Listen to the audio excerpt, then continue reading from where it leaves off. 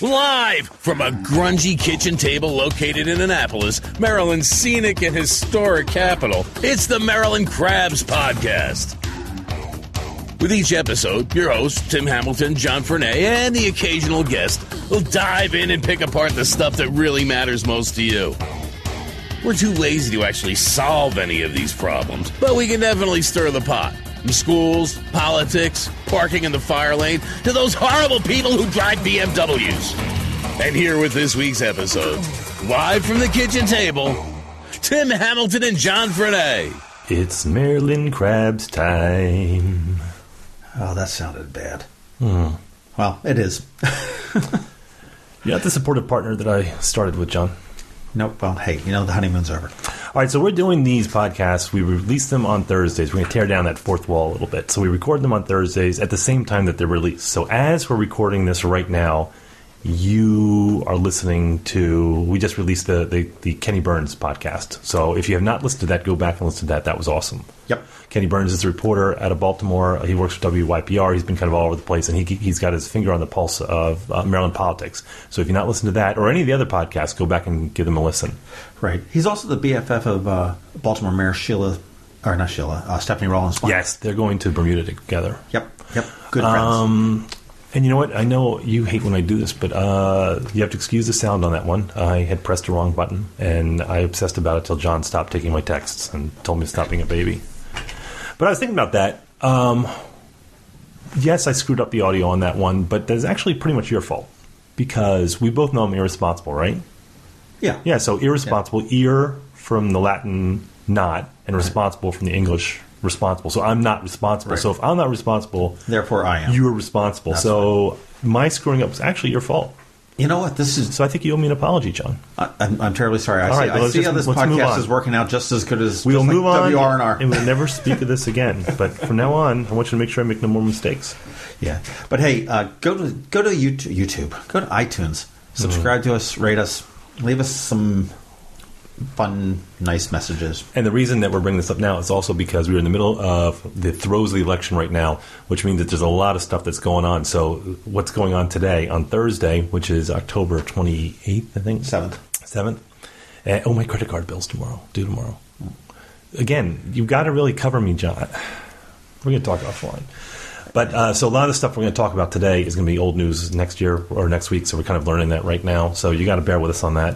Because we are going to be talking about the national election a little bit today. We're going to be talking about some local stuff. We're going to talk about a local perspective to that.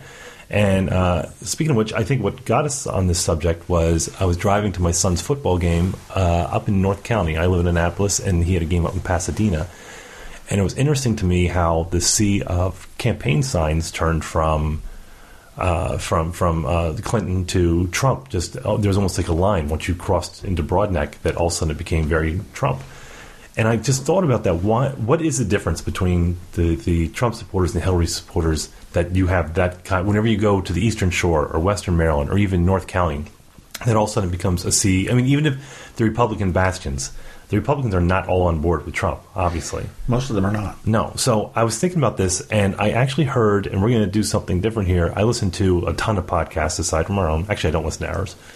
But I listened to, one of them was We the People, and that's Josh Steps. And if you don't listen, it's a pretty good, it's fairly liberal, but it can be a little uneven. But Josh Steps I first found him on the Joe Rogan podcast, and he's really astute when it comes to American politics. He's Australian. And he broke down the Trump supporter because, again, I'm not going to defend Hillary supporters who can be kind of shrill.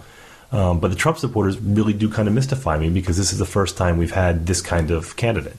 So I'm a little mystified as to what draws people. But what I want to do right now is I'm going to play a little bit, about 2 minutes from the We the People podcast, which you should subscribe to. So don't sue me, Josh. And it explains a little bit about Trump supporters. So let's take a listen. Well, also, his his supporters are not, I'm trying not to say this in a condescending way, but they're not interested in facts. They're interested in feelings. In feelings and the vibe. There's a really interesting book out at the moment. I wish I could remember the lady's name, but she's been doing quite a lot of press lately because she's a sociologist from San Francisco, and she spent quite a lot of time in Louisiana talking to Trump supporters. And her analogy about their worldview, she talks about what she calls the deep story of their lives and of all of our lives, which has less to do with facts and more to do with our narrative about how the world works and our place in it. And her articulation of the Trump supporters' worldview is, you've been standing in a line waiting for the American dream, doing everything right, and all of a sudden there are line cutters cutting in ahead of you. There are black people on affirmative action, there are refugees who are coming in, there are people on food stamps, there are people on welfare, and now you're not going anywhere. The American dream is as elusive as ever, and now even the commander-in-chief is on the side of the line jumpers. Like, even he is sort of, with a wink and a nod, culturally, on the side of all of these new upstarts who are undermining your patient spot in the line towards the American dream. And that's the kind of mindset that these sort of white working-class people who've been left behind by the 21st century economy feel. And it doesn't matter whether Trump has a gotcha moment where he says something incorrect. His gist, his vibe resonates in that way. Like, he is not one of the hoity-toity coastal cultural elites that looks down their noses in a Jon Stewart-y, Samantha Bee way on the people who've been waiting patiently in line for the American dream to come to Arkansas. So I find that very interesting. I find that it really paints, instead of... You have that Samantha Bee, Jon Stewart kind of look as the hicks and the idiots who are Trump supporters, and that's to do them a disservice, and that's very clumsy to do that. But what struck me was they say that a lot of Trump supporters go on feelings rather than facts, and that's not an insult. And I was thinking about that after the first debate when you had Newt Gingrich, who was talking with CNN reporter, and he says, the Americans feel that crime is out of control, and she said violent crime is at its lowest point in 25 years. He goes, yes, but people feel that crime, and she goes, but it's not. And they had this argument that lasted about 4 minutes where he was getting frustrated, and her frustration was, you're saying things that are not true. I was reading the Capitol today, and I go into the comment section, and stupid. It is stupid. And by the way, MD Veritas from the Capitol, you're a horrible human being. You're a piece of shit. So, but anyway, they were talking about voter fraud, and one person said voter fraud is a huge problem. Voter fraud, and it has to be addressed. It's not a huge problem. It's not. If anyone can find me, I think there's something like 31 confirmed cases, and that's at fraud at the voting polling places, but there's no widespread. It's just not, but people feel that it is. And my in-laws, who live in Altoona, Pennsylvania, a very rural area in Appalachia, but they'll rail about illegal immigrants and inner city crime. They live in a mountain town. They've never seen an illegal immigrant. It doesn't take their job, but it's just, I think that's a great that people are feeling that things are true, even though they're not, and you can't tell them that they're not true. And again, we'll get into Hillary supporters in a second. I'm not giving them a pass, but I've never seen an election before where facts just don't matter. Well, I think you vote emotionally in most elections. I don't know if you do, because there was not. Well, sure, certainly. I think if you look at President Obama, Hope and Change, that was. There was an emotional component to that, but I don't think there's an emotional component to either the Bushes or Clinton. I don't. Well, certainly to Hillary Clinton there are. She's got the vagina vote. That's. There's so many women that I've seen that oh my gosh, this is a glass ceiling election. Just as Obama was the. This is the first black president we're ever going to elect, or not ever, but this is the first black president we're electing here. I certainly think that is. You look at Obama, and in my generation, he is the youngest president that we've had. Yeah, in your generation. Yeah. And how old was he? He was 46, 47? Yeah, something. No, wait, hold on. Let's go back. He's 54, so he was like 46. Crap, I'm 46. Yeah. Jesus. So, he was 44, right? 44? Yeah. Around, 46. Yeah, because, again, Kennedy was 42, right? And that mobilized the young vote, the youth vote. He was young, he was black, he was hip, relatively. Hip. Yeah, it was before he got the dad jeans. But I think you vote emotionally. I think you turn around, you look at where some core values are, and that's where it goes. It's, hey, I'm a conservative, so do I lean toward a candidate that's more conservative? And I don't necessarily know that people vote on specific platforms. But I don't know about that too, because think about, we've talked about identity politics here for a while, where we said that you buy the package, that if you vote Republican, you have to buy the whole package, which is fiscal responsibility, small government, no interference, and kind of libertarian twist to that. Global warming is a hoax. It's, and if you're a Democrat, you have to vote for larger government's a solution. That you have to be pro-choice. You have to buy those things. You can't be a conservative who believes in global warming, and you can't be a pro-life Democrat. It just doesn't happen. But if you look at this election, I believe that I think the Democrats have stuck to the package because Hillary is not really deviating from that. And by the way, Hillary 10, 12 years ago, well, maybe 20 years ago, she would have been a moderate Republican or a slightly left-leaning Republican. Yeah. But I look at the conservatives and say they've kind of, to a huge extent, they've kind of abandoned their principles because you have a man here who's not a true conservative. If you're talking about the family values camp or platform, which has been what they've built on, he's not there. So that's where I look and go: are you being true to your party? And should you be? Should you be voting party loyalty, or should you be voting what's best for the country? And we're stuck in this election because we do have two lousy candidates. And I'm sorry, Hillary supporters, you have a lousy candidate. Yeah. The email thing is the email server is a big deal. Her pay to play is a big deal. It really is, and it's a different deal than Donald Trump. I mean, Donald Trump and his womanizing, his grab him by the pussy is a big deal. I guess, but I mean, that really didn't surprise anybody. I mean, I was shocked that people were shocked. No, yes, I agree with you there, but I mean, again, it is a big deal for a presidential election. The lack of taxes. Now, I in any other year, I probably would be a Trump supporter, not a Trump supporter, but a Republican, without thinking about it, and that's not the case now. Personally, put anyone but Cruz up against Hillary Clinton. Any Republican up against Hillary Clinton, anyone that was in the race, they would have destroyed her. They would have destroyed her, absolutely. You got to love it now that Rick Santorum's all of a sudden looking pretty good to the Republicans. Well, yeah, well, I mean, as is O'Malley for the Dems, And Rubio, I mean, Rubio's in a tough spot because it was interesting. He was talking about WikiLeaks today or yesterday, maybe. And he was talking about the Republicans had better not be as gleeful as they have been about WikiLeaks. And he was the only Republican who said this, saying, this could turn on us very quickly. Because the WikiLeaks thing bothers me on a couple levels. The first is, do I think it should be out there? Yeah, I think the WikiLeaks are perfectly valid. But only one side is being released. So, and it's not being done in enough time where you can vet this information. So, and I'm not surprised by much what I'm hearing there. You would hear that in any campaign. There's very few things in there that really shocks me. And then all the pearl clutching on Fox News going, oh my God, she talked about how they were going to handle Bill's womanizing. Well, of course they talked about that because that was a major liability for them. Sure. But I think to the point that my biggest problem with this is that this is obviously the Russians who are releasing this. Obviously, every one of our intelligence units, they're still investigating the FBI. They're all saying that right now. We should all have a problem with the fact that we have a foreign entity who is actively interfering in our election, and that they can do this at will. And it is the Russians who are doing this. And if they want us to elect Trump, that's got to give you pause.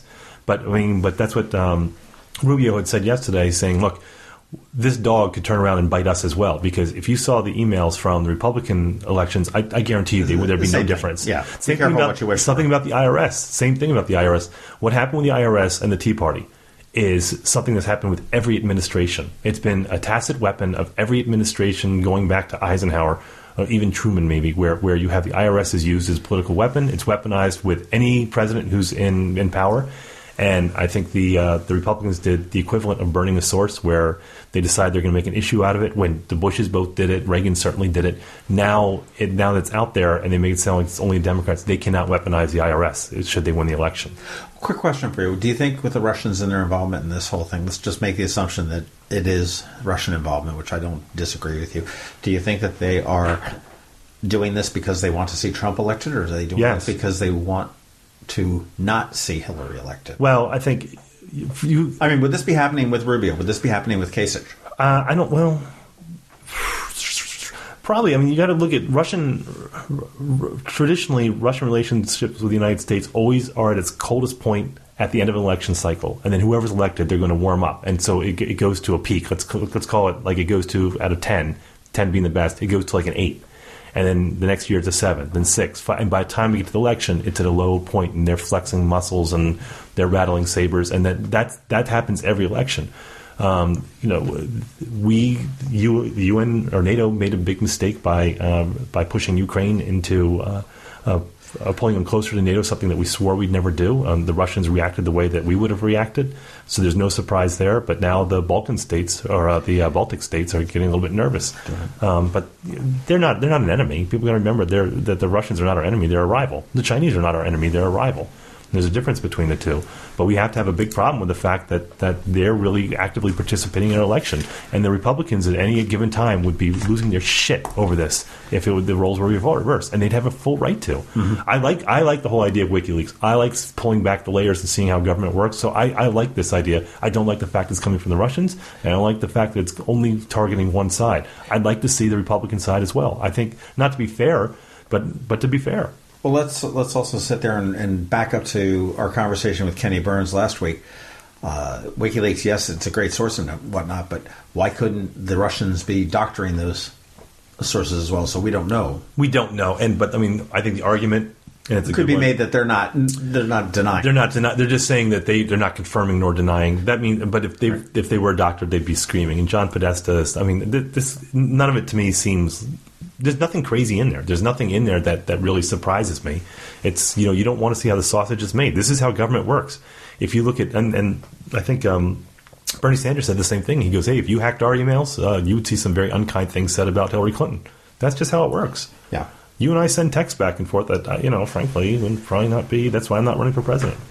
It's funny. You mentioned earlier on your way up, I guess, presumably Route 2 up to Pasadena, up to the Dina from Annapolis, and how the Trump signs divided. And I have not seen very many signs, period, in my travels. Now, I mean, either. This election season versus the last one. Yeah, it's weird. It's well, think about this. We're not going to see. We're kind of isolated from a few things. So, like, the signs that you have are supporters. People call in, they get a sign, they put it in their front yard. We're not seeing any ads because we are not we are a heavily Democratic state. We are a definite Democrat. So why would anyone spend their money to either try and swing Republican or Democrat on the presidential? So outside of the primaries, we're not going to see any ads. That's why you're in radio silence right now. You're not seeing that. But I was thinking about this too, and someone made a good point on this. I'm trying to remember who it was, but they were talking about it might have been my hero Dan Carlin, where he was just talking about Republican versus Democrat, and he's talking about the core values of each. And he said that when you look at the cities, and that's what they meant. Josh Zepps had mentioned, like the coasties, the West Coast and the East Coast, and how we kind of sneer at the people in the middle. But when you have to live on top of each other, like you do in the Northeast corridor, there's a feeling of community. There's a feeling that goes beyond community of interdependence. That you have to work together, you have to tolerate each other, live together, and that all comes to almost a socialistic sort of swing. Where if you live in an area where it's where you have to be more self-reliant, like out in Western Maryland, Garrett County, over on the Eastern Shore, where your nearest neighbor is a mile away, you have a self-reliance, and you don't have that. It's a pull yourself up by your bootstraps sort of attitude. So you don't have that. So that would align with the Republican core values. But I will say, I get that. Like if we listen to that quote from that clip from Josh Zepps, I understand why my in-laws, who are from a very poor town in Western PA, support Donald Trump. I understand why he appeals to them, because he says he's going to make everything better. But if you're a upper middle class person, it's not so bad. I don't get why you would look at Trump and saying everything's shit. I don't get that. We certainly have problems, but so I get why people support Trump if you're making less than like $50K. But I mean, if you live in Severna Park, and you're doing okay. You're doing great. So I don't get that. Well, I mean, the bellwether's always been too. Ask yourself, are you better now than you were 4 years ago? And I think we're in a situation where most people can't say whether they were or they aren't. They're right on. I mean, I don't think there's much change between 4 years. Well, 8 years. Well, yeah, Well, there's a huge change for 8 years. We were in the worst. We were in the worst economic recession since 1929. So I mean, yeah, we were right. But if you look back at 4 years, back when McCain was running with it was Romney. And, it was Romney. Romney and Ryan. Romney. I like Paul Ryan. Yeah. I don't know. I don't think we're far worse or far better. I think we're there. So that makes it a little bit difficult to sit there and say, oh my God, I'm broke and poor. I got to vote the bastards out. I mean, that's an easy thing to say. But then Trump and some Republicans, including Newt Gingrich. By the way, Newt Gingrich is a piece of shit. I'm going to say it right now. All the problems now... Does he hang out with, like, MD Veritas? Yeah. All the problems that we have in the country right now are because of Newt Gingrich. All the separation, all the nastiness on Facebook, all the division, it's all because of Newt Gingrich and his contract with America in 94. No compromise. He's an awful human being. And the fact that Trump is running as an outsider and he has Newt Gingrich, who caused most of these problems, as one of his chief advisors, is freaking ridiculous. But this rant brought to you by but he'll point out and he'll say, look at the GDP, it's growing at like 1-2%, which is stupid if you compare to India and China. Well, India and China are developing economies, so they're going to grow in leaps and bounds. And by the way, China says they're growing 5% a year, and they're not. That's a blatant lie. But of course, we're going to be slower because we're much, much larger. That's what happens. You don't grow as fast. And look at Facebook. When Facebook starts, they doubled every month for like 5 years, and they slowed down, and now they're having like 1% growth or 0.5%, because it gets to a point of diminishing returns where you just don't grow as fast. But well, it'll be interesting. I mean, to see what it is. I know I was looking on Facebook, and actually today is the first day of early voting, which will be, when you hear this will be the last day of early voting, and the lines were about 40 minutes. From what I heard, pretty much uniformly around the county this morning. And Devin Tucker, who's out in West County, he's run for, I think he ran for county council last time around. And he was saying that they're heavy Trump support with Trump signs in the West County Library, or the Odenton Library, for early voting. And I also heard via Facebook through Michelle Corkadell, who's a Republican, also has run in the past. And she said that it was also very heavy turnout, as well as heavy Trump lines or Trump signs down in Edgewater, at the Edgewater Library. So it seems that in two areas, well, West or South County, I would expect. West County, I would not have expected to see a huge Trump. You know what, though? But I think I've heard people talk about, especially on Fox News, where they'll say, look at the rallies, look at Trump versus Clinton. People they're so much more engaged. I'd say because people are not excited about Hillary. She's medicine that you have to take, whereas the people who support Trump are wildly supportive of him. Yeah. So it's anecdotal for the most part. I'll tell you, I think it'll be funny, interesting to see. I think that the pollsters will be confused, and I'm not going to say that I think Trump is going to win this, but I think the polls are going to be very skewed, because I still think there's so many people that realize how divisive he is, how what a jackass he can be. I think you're going to find exit polls like, hey, how did you vote? I don't think I'm going to go there. Yeah, well, as we're talking right now, this is going to make us seem ridiculous, but so this is Thursday the 28th, the 27th. 27th. It's, I think Trump has a 2% lead in Florida, and they switched. Let's see, Florida was a lean Democrat to now toss up, and I think Ohio might be the same. So there's two key battleground states. Well, I know there's a poll the LA Times does that's very interesting. They do it a lot differently than it's pretty interesting than how other people do it. And as opposed to like, hey, who do you support, Trump or Clinton?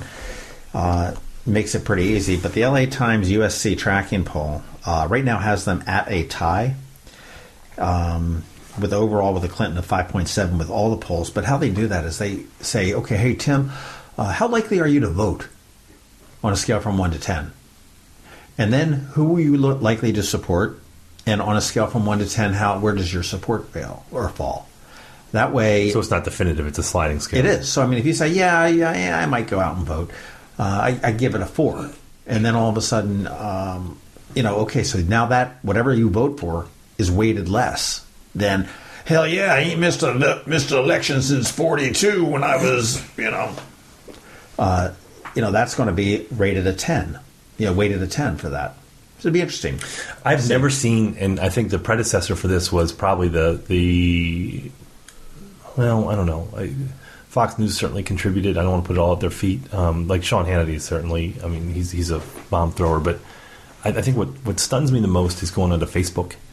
Like if you go to Fox News or CNN or look at the comments on that, those are just anonymous trolls who are just going to say things in their miserable little shitty cubicles, just that they can't say to people live, so they're going to type that. But now I'm seeing it bleed into Facebook significantly, where I'm seeing people that I know, like fights on their Facebook page where people are just being nasty to people they know. How do we come back from that? I don't know. We'll see. I mean, seriously, there's been such a huge loss of civility in this country where people cannot be civil with each other, that if you disagree, that you're stupid, or that just... I'm talking about both sides. I really am. It's just... I don't know how you come back from that. Certainly, neither of them are going to be a uniter.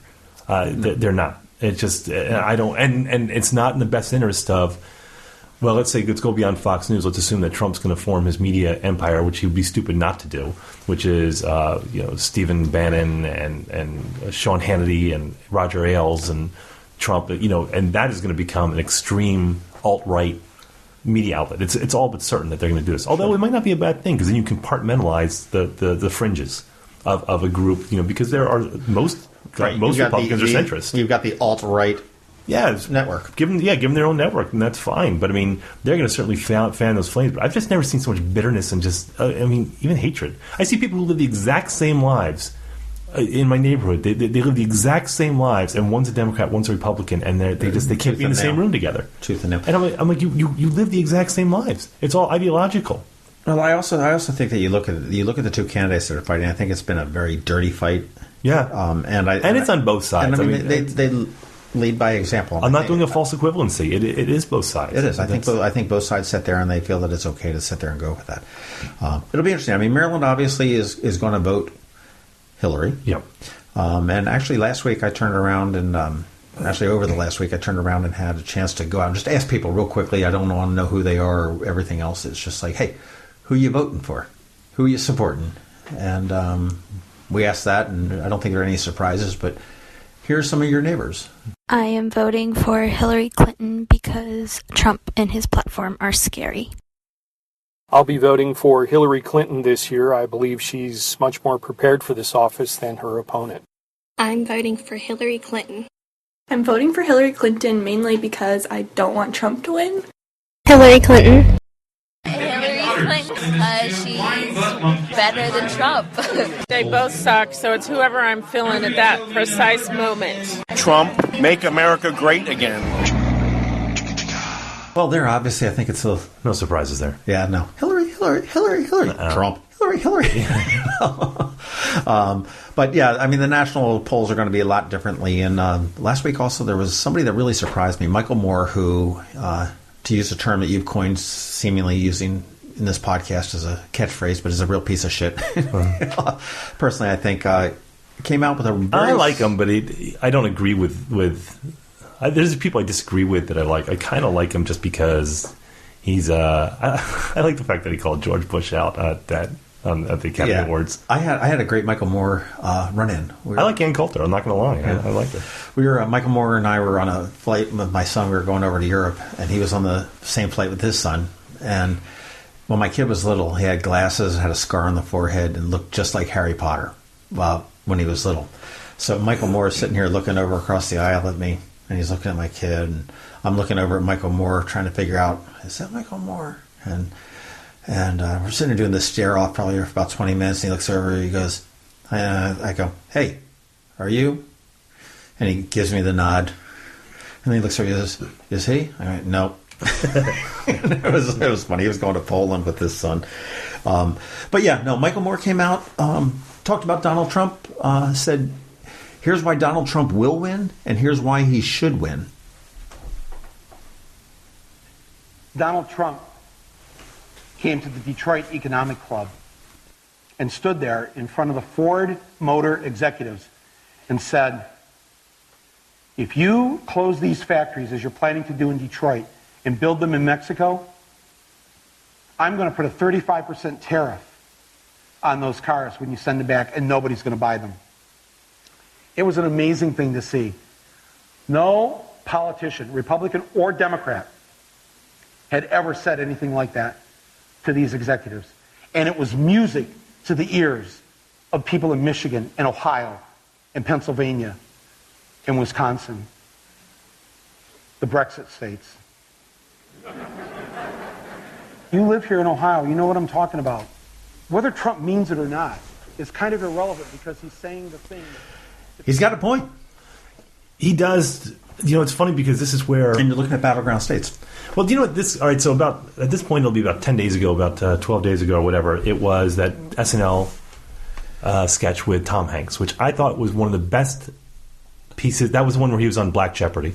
Yes. And I thought that was one of the most poignant and politically sensitive, not sensitive as far as huggy and snuggly and all that, but I mean sensitive as far as that someone perceived what the situation really was that the people who support Trump are not that different than, say, people in the black community, for example. And that's what they were saying, is that they agreed on everything until they got to Black Lives Matter, and then it all fell apart. But they really agreed on everything. I would say that about Tea Party and Occupy Wall Street. They agreed with probably 80% of each other as far as, big government or the 1%, but they just call it different things. So it's funny that you see kind of the shifting is that you see people who are pro-union, like Western Pennsylvania is super pro-union, but they're big Trump supporters, and Trump's the Republican candidate. The Republicans are antithetical to unions. So that's where you start scratching your head going, no one thinks this is odd, that all of a sudden that you have a Republican candidate up in Michigan and these Ohio industrial areas saying that, talking to union members and getting their support. That's crazy. It's also bullshit, by the way. Yeah. He's not, and he's not bringing manufacturing jobs back. It's just not happening because what I think he has people believing is that, he's somehow going to wave a wand and bring the manufacturing jobs back. When in fact, the jobs didn't necessarily leave to Canada and China, but they were automated out. They're just jobs that the automation takes care of now. Detroit's not coming back. Just you've lost it as attrition. Sure. Yeah, it's sad. I don't know what you do when you live in those areas. It's horrible. You can say, retrained for something else. What do you do when and the same goes for coal mining. Coal mining that's not coming back. It's you have fracking now, which is responsible for a lot of the cost drop that we have in fuel at the pumps. And it's replaced coal, and these areas are devastated. So, sure, he's going to tell them these things, and Mike Moore, he's approving this protectionism. But yeah, sure, if you're going to slap tariffs on, I don't know, you're starting trade wars. He wants to start a trade war with China, which would be stupid. It would be stupid. But it's funny because you look at Mike Moore, and it's the sort of thing where the Republicans despised Julian Assange for so long, and now they're ready to carry him around on his shoulders. And are we seeing this bizarro world where all of a sudden you have Mike Moore being carried? Well, he's a pretty big guy. They're not going to carry him around, but it's bizarre. That is. Well, in 5 days, by the time this is broadcast or published, or what's the word, released, whatever you want to call it, we will have a new president. That's one thing for sure. We're not sure who it's going to be. Yeah, I worry about the voting, the day of the voting. That's going to be a mess. I just see a lot of confrontations at the polls, and I hope not, genuinely. And the aftermath is something unprecedented. I just wonder, where does everybody dust off their Facebook accounts and start posting pictures of their kids again, or does the bitterness continue, and is this the new normal? Kittens. Well, on that depressing note. Yeah. Well, we've kind of beat the presidential election for a little bit. So let's look at the state. So I want you to explain to me the whole judge thing. So in Annapolis, 10 days ago. That's down onto the local. We want to talk about that first? Yeah. Let's do that. We've got a bunch of things in Anne Arundel County that we are going to be voting on. A couple of county charter 6 of them. Questions, right? And my recommendation is that you vote for all of them, with the exception of the one that jacks up the price that they can do stuff without getting competitive bids. They go from 50,000 to 75. I think it's going from 25 to 75. Okay, wow, that's a jump. And Shue wanted 100. County Executive Steve Shue wanted 100,000, and the council brought it back down. I think you need to rein that in, because that makes it too easy for somebody to give your buddy a so explain that there. Basically, it's saying that if you've got a service or a product that you need to purchase, if it's under $25,000, you can just department head, something like that. Yeah. So let's say that you're getting a copier, right. or is that a bad example? Or no, that's fine. Say it's a copier, it's $20,000. You can just pretty much order it, or you can call somebody and say, "Hey Tim, how much is your copiers?" And "Hey John, how much are your copiers?" And write the check and get the copier. The ceiling was $25,000. So if you wanted to buy a $25,001 copier, you had to go out to a formal bidding or request for proposals process, where you evaluated it. You had to take the lower bid and everything else, unless there was a reason for not to. They want to raise that limit. So now all of a sudden we could buy 5 copiers for the office. I guess I understand that there is room for fuckery there. But on the other hand, I see that it can streamline a process that would be unnecessarily long. I don't know that it has to be necessarily long. I mean, I think there's a happy medium there where you could turn around and maybe say, fine, we need to get 3 written proposals. It doesn't need to be a written process. So I was on the board of my neighborhood association for 15 years, something like that. And a good friend of mine's on that. I think he's on that board. Mark Apter? Yes. So it was, but the problem that we had was if you wanted to do anything, that half the board was working in the private industry, and the other half were government workers, whether it be federal or state or whatever. And they're all great people. Nothing against that. I have relatives. My grandfather was a federal judge, and so that said, whenever we want to do anything, those of us who are in the private industry say, we have the money budgeted, let's do this right now. And everyone else is like, whoa, let's slow down. We got to get a few bids. Let's do it. And so doing something like our playground, which should have been, it's a small thing. We had the money budgeted. It should have taken 2-3 months. It took us 3 years because every time we want to do something, the people on the board, because that was their culture, their work culture. And I just see, and I think that's the first charter. You're also looking at an economy of size. I mean, we've got Anne Arundel County, which is a fairly big thing. I mean, you've got, a new playground for you guys is huge. Right. Okay. This is like sitting there saying we want to build a bypass on a county level. Do you need approval for somebody to go to Staples and buy a new printer? Oh, I was thinking like the big ones.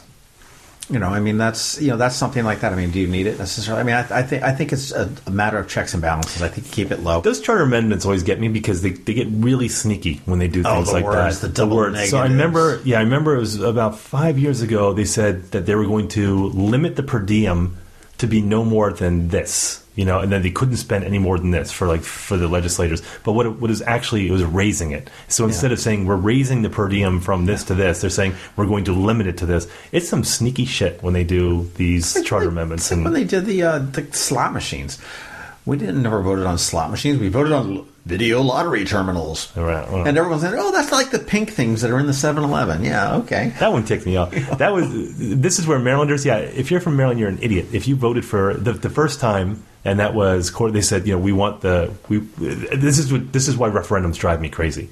Because we were flooded with all the ads saying, this is going to go to education, vote for the slots, it's going to go.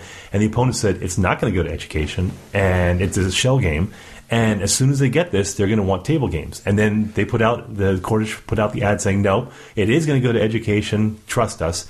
And trust us, we are not going to come at you for table games. Then a year later, table games? Table games came as the next referendum, and Marylanders voted in again. And remember, none of that money went to... everyone thought, if you have $1 billion for education, now it's going to be $1.5 billion. And that's not how it works. They back it out of the budget, so that technically the money is there, but your money never changes. Right. And some did go to education. Not all of it is going as we thought. But No, it doesn't. It doesn't go to education. It's all a shell game. If you have $1 billion and you have $500 million from gambling, then they back out $500 million from the general fund and supplement it with the money that they brought in from the gambling. So your budget is still $1 billion. Right. It doesn't. And technically, it goes to it, but it's not. They made it sound like everything was going to be an increase, and it wasn't an increase. And that's why we're fighting about these schools that are just pieces of shit. That is true. Well, the other thing you talked about was the judges. Yes, I don't understand that at all.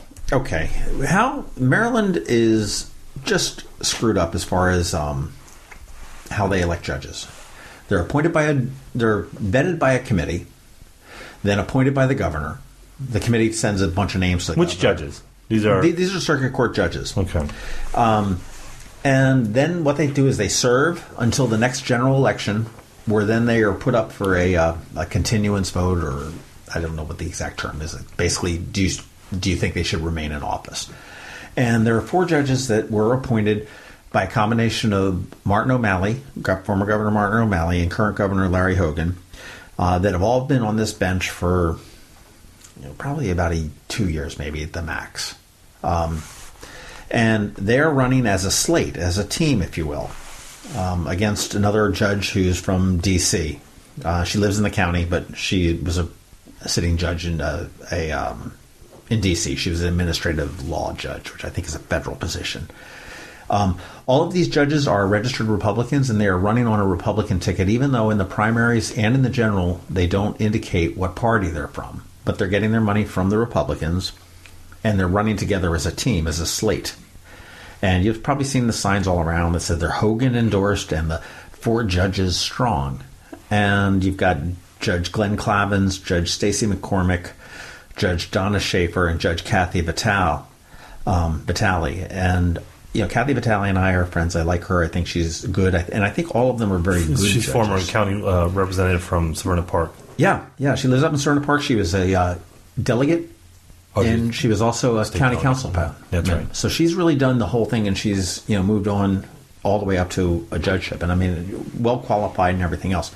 My problem is that they've turned around and they've ganged up, if you will, against somebody else who is equally qualified under the law. And you can make the argument that she's not nearly as qualified as these people who have sat on the bench. And the judges tends to be a race that nobody really thinks about. I never do. Nobody hears about the judges unless they do something, horribly wrong or some kind of crazy, like that judge in California that let that Brock Turner guy off with the rapist with the, 3 months in jail or whatever it was. Well, in his defense, he had great hair. So yeah. And it was only 20 minutes of action. That was a joke. In case nobody saw that, and that was not attached. That was horrible. So, I mean, my position basically is, and I've always been opposed to slates. And Paul Hackner ran against a slate, and he got it. And in 2012, Judge Alliston Asti also ran against a slate, and ousted former Judge Ron Jaroszau, who went back into private practice, who's a Democrat. And what happens is the top 4 vote getters, regardless of party, will get these seats on the bench. And my advice, what I told everybody in my position is that you vote for the one that's not on the slate, which is Claudia Barber, versus and 3 others. And investigate, find out which ones you like, which ones has the most experience. I think Kathy Vitale probably has the longest time on the bench. The other ones, one was just appointed recently, less than a year ago. So you can't really argue that she's got all this experience being. I totally can't get excited or outraged about any of that. The judges' races are just so boring to me. Yeah, they are. Claudia Barber. She supposedly has some. I say some dirt, if you will. As a federal judge, she was suspended because she ran this and she's appealing this. And that was actually brought up, a little dirty politics, that was brought up by former Judge Ron Jaroszau, who is in private practice. He filed the ethics complaint on that. So she's appealing that. She did get an opinion from the State Board of Elections in Maryland that said it was fine for her to run. But they're making the argument that she's never argued in front of the circuit court. She's never presided in the circuit court, nor is anybody else that was just placed onto the court. If you're going to say that that's the reason that she can't be seated, well, I can say the same thing about Judge Vitale, Judge Schaeffer, Judge McCormack, or Judge Klavans. At one point, they had never presided over the circuit court. And there is a learning curve, I'm sure. Judge Alliston Asti, she had never been that type of an attorney. She was never a defense attorney. And she's been doing a very good job there. She's very well respected. She's, certainly there was a little bit of a learning curve, and I think that's there too. So I think my position, my endorsement is Claudia Barber and 3 others. But I would definitely do what I could do to break up the slate. How do they run that way? Is that part of? Is that just? I look at the Democrats and Republicans set the rules for, and they're private entities, by the way. They're not mentioned. Parties are not mentioned in the Constitution. So, if you look at the national election, a lot of that is based on rules that are set up by 2 private entities. Is that something on the case locally too? They don't have to run as a slate, do they? No, you don't. But they've got. There's some benefits. You got the power. You've got the name recognition. You get more signs. You get more money. Hogan can turn around an endorsement. It's very difficult for Larry Hogan because he nominated 2 of these justices to not endorse them. Hey, I was just looking at I was looking at a opinion poll that was done. I think Opinion Works. I think that's who they were, out of Annapolis. But they did. I was reading their poll from about 3 weeks ago, and this was after Hogan made the non-endorsement of Donald Trump. Mm-hmm. He is the most popular governor we've had since 1998. He's got a 66% approval rating among Democrats, 88% among Republicans, and even in Baltimore City, which is, that's Democrat headquarters, he's got like a 72% approval rating. He's wildly popular. I guess I can't wrap my mind around the popular. It's just not. Even Ehrlich he wasn't popular or unpopular. He was just kind of there. He was, but I was going to say Glendenning and Martin O'Malley, to an extent, became relatively unpopular at the ends of their terms. Without a doubt. I mean, I had heard that he is the second most popular governor in the country right now. Yeah, I don't have any problems with him. I like him. No, he does. He's really done well. He's reached across the aisle. You know why I like that too? He's pissed off some people. He's going to piss off some more, but he's caved on some things too. And I don't hold that against him, but I mean that's just the nature of the beast with politics. But I was talking to someone yesterday in my neighborhood, and she made a really great point because we were talking about Hogan versus like Steve Shue. And I said, Steve Shue with the medical marijuana was a mystery to me. Why did he pick that battle? Why did he pick that fight when it was absolutely unnecessary? He didn't even get support for the most ardent Republicans within his party. So why pick that fight? And right now with the transgender bathrooms, you heard about his call to action on that one, didn't you? No. Yeah, he said, go to the board of ed and testify how you don't want transgendered students using the wrong bathrooms or the bathrooms that they identify with. They had 3 people show up to testify. And they were all kind of for it. But I guess that's my point. Is I think Hogan's pretty smart because he's part of a party, but he's not he's not blinded by it, or he's not locked into that because he understands that it's about compromise, and he's not going to press certain things that maybe in a more Republican state you would. Whereas I think Shue sometimes, I have no problems with him per se, but I'm bewildered to these kind of missteps he makes that are kind of clumsy. That he's picking fights that he really should kind of be avoiding, and they're not really big fights to begin with. The transgender bathroom and which I think is a stupid. Is there seriously this something that's not Rosa Parks? It's not. I mean, no offense to transgender people, but I think there was no huge outcry, and I'm all for it. I guess if you put a petition in front of me, I guess I'll sign it. But that and the medical marijuana, why is he picking these fights that just seem kind of pointless? It just doesn't seem to be any political benefit to that. I don't know what Steve Shue's long game is. Governor Hogan, I'm pretty sure, is looking for obviously a second term in office. No, and I don't see a problem with that unless something huge happens. At this point, I don't see it either. But is he looking for something beyond that? I mean, there's always been chitter and chatter about, Hogan for president, and Christie should have jumped in when Christie got out. He probably have a good shot. But I tell you what, if you think about that, and I know we're getting way ahead of ourselves, but you're talking about someone who genuinely is a uniter, is Hogan. I mean, this is the second most Democratic state in the country behind Massachusetts. And look what the hell he's done. And look what he's done. And he's got everyone behind him. If he can do this on a state level in the richest state in the country, do you not think he could do this on a national level? He might. I mean, look, 10 years down the way. I don't disagree. I don't disagree with that. But I think Hogan's really looking kind of at the long game. Let me look at my next term in office, right, and beyond. I don't know that Shue's doing that, and I don't know what his long game is. I know when I talked to Josh Cohen when he was mayor of Annapolis, he said, "Oh my gosh, this is my dream job. I don't have any aspirations to go beyond that." And I'm like, well, obviously you do because you're term limited. And but I don't know what Steve Shue's long game is. I don't know if he's looking to do anything beyond county executive. He did serve as a delegate for several years. Obviously, private industry. I mean, his private business holdings can certainly take up enough of his time and energy and. Well, because I think, and this is what I think Republicans or the Trump supporters say that they hate, which is the establishment. And I get that. I understand why they these established politicians and the typical politicians, and certainly Hillary Clinton is that. I think about the Subway series a few years ago where she had a Yankees hat and a Mets cap in the public, and I'm like, that's so Weasley, because Christie would have picked one. I mean, you could say but it was such a cloying sort of pandering. And I look at someone like, and that to me, that's because she's a politician. You look at Hogan; he's a lot smarter than that. He's someone that people genuinely like. So. I guess my point is, I guess I'm mystified a little bit as to why people why Shue makes some of the steps, picks some of the fights that he does.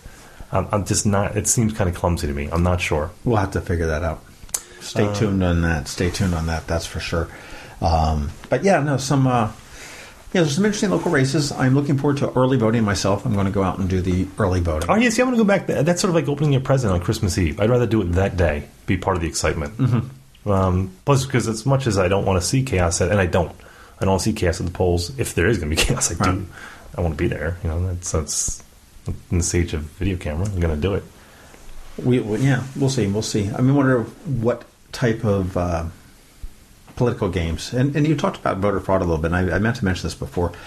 There is no widespread voter fraud that's ever been proven. Nope. There has been some intimidation.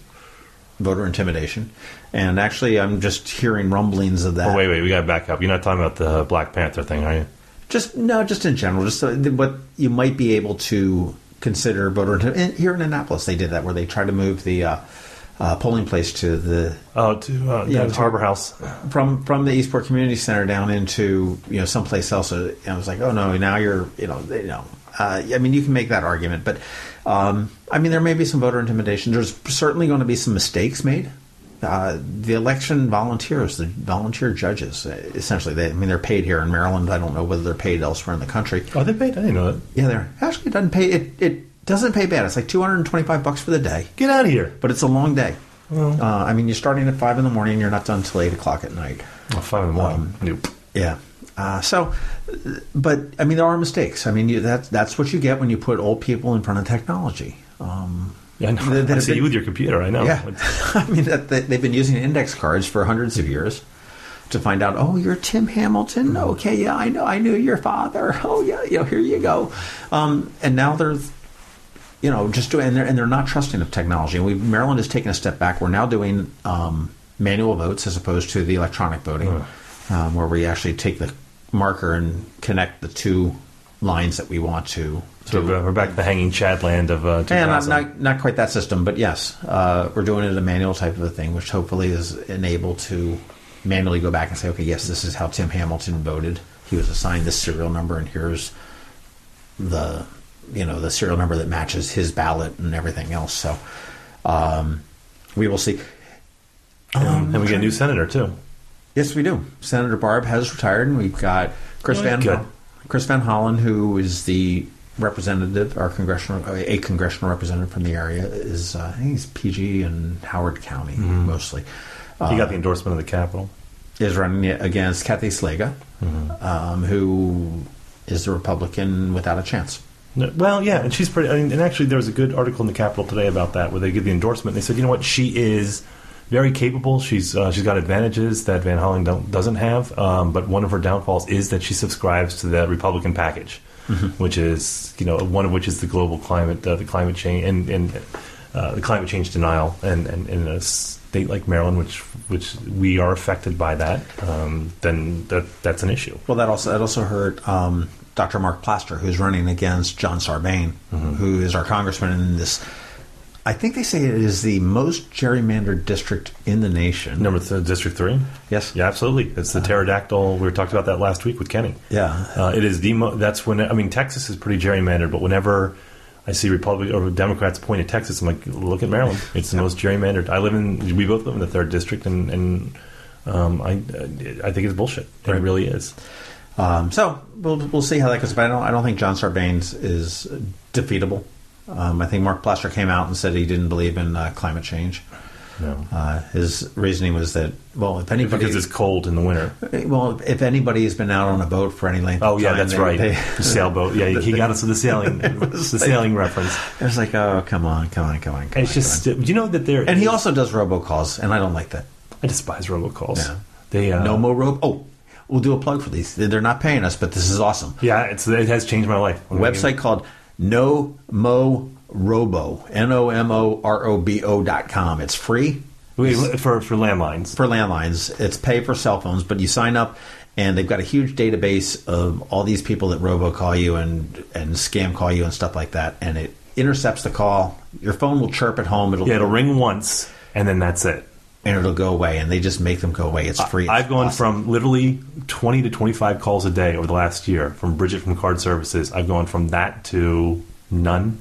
Yeah. And I haven't seen it with robocalls, so I don't know if people... Because, again, we're not a contested state, really. So, well, I mean, the local election. So, yeah, I should have been hearing it by now. But, yeah, no, Mark Plaster, I know, was big on the robocalls.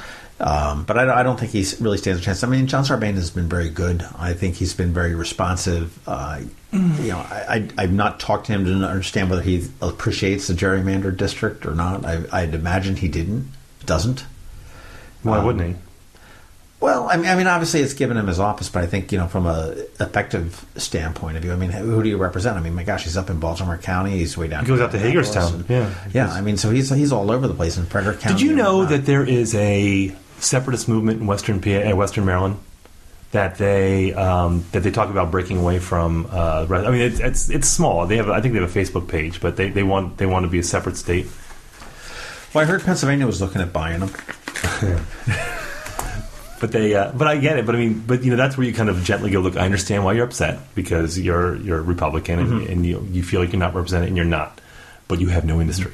Hey, speaking of Western Maryland Republicans, I wonder what's happening with Dan Bongino lately. He lost his shit in an interview with a reporter down in Florida. Yes, he did. There's some audio out there. It was trending on Facebook for a while, and he just he's former Secret Service. And he is kind of a darling of of some elements of the Republican Party, but he can't get elected. He can't. Yeah, he's a carpetbagger that's moved from here to Florida, Severna Park, and then he ran for House of Representatives or Congress, and then he ran for Senate. Well, he's part of that. I guess you would classify it now as it's not Tea Party anymore. The alt-right. The alt-right. I mean, he's certainly part of that alt-right movement within the Republican Party.